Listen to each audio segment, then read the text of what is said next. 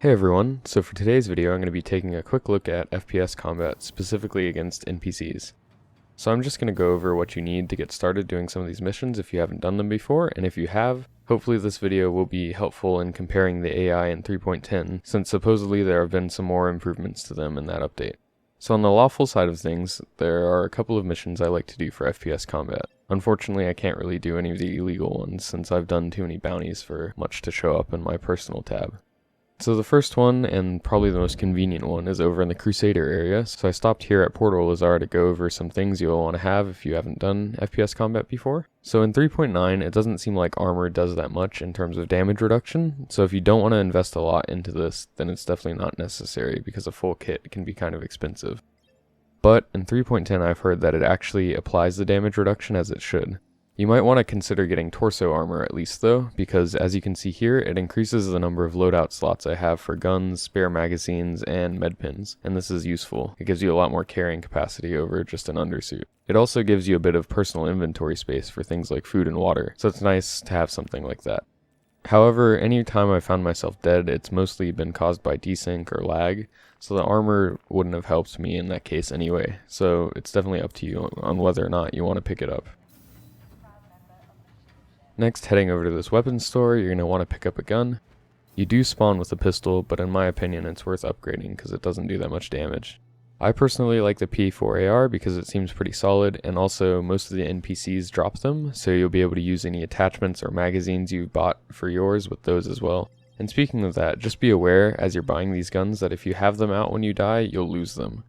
It's not that bad though, because you don't lose things that are equipped, you only lose whatever is actually in your hand. So if you manage to hold R and put it away before you bleed out, if you're in that scenario, then you'll be fine. So yeah, I personally go with the P4AR, but there's no right answer here. You can choose whatever you are interested in. Whatever you do end up choosing though, be sure to grab some magazines for it, and at least a few medpins. Okay, so the first mission I'm going to be doing is called Security Post Kareah Infiltrated, and it's under the Mercenary tab. It doesn't always show up though, so if you don't see it, you're not doing anything wrong. So here I went ahead and accepted it, but before I got over there, I noticed the number of enemies left at the top of my screen went down.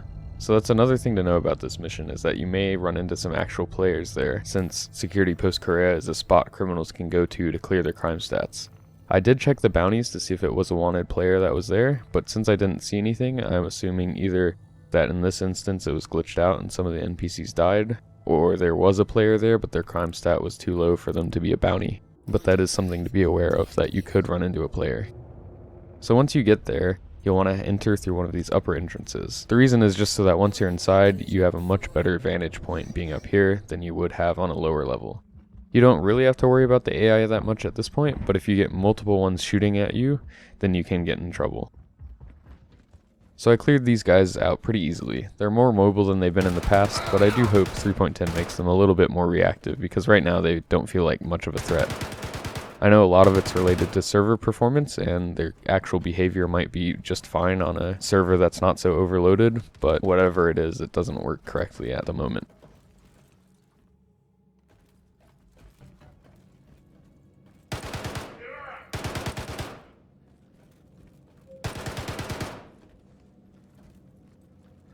So after you finish the mission, you get a nice little bonus of all the weapons that they drop. If you have armor, then you can equip 2 primary weapons at once, so you'll want to pick up guns until you have 2 and then unequip them in your inventory, and this will just add them to your inventory. This can be a little glitchy when you're picking them up because sometimes they won't unequip properly, but one workaround I had for this is to unequip both of them and then equip a different weapon, and then save that, and then finally unequip that one. This could have just been my game acting up this time though, because I haven't really had this issue that much in the past and I crashed shortly after this. So I didn't manage to grab all of the ARs in this instance, but I did wake up at Olazar with 10 in my inventory, so that was more than what I went there with.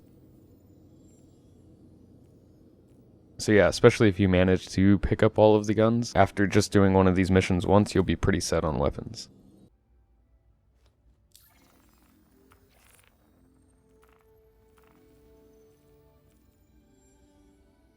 So I did one other mission, just to have a little bit of variety. I'm sure everyone knows of and has seen the 890 jump hijacking mission and the prison break caterpillar mission, so I'm not going to do those in this video, but there's lots of great videos on them here on YouTube if you do want to see those. The mission I'm doing here is the one called Volt Extraction, and you can get it by accepting the Outsourcing Opportunity personal mission. Now this one takes a while because you do have to first go accept the mission in Constantine Hurston's office at the Central Business District in Lorville, then go fly somewhere else to do the actual mission, and then once you kill everyone there you have to bring the safe back to Lorville. But it's kind of cool to clear out a bunker like this.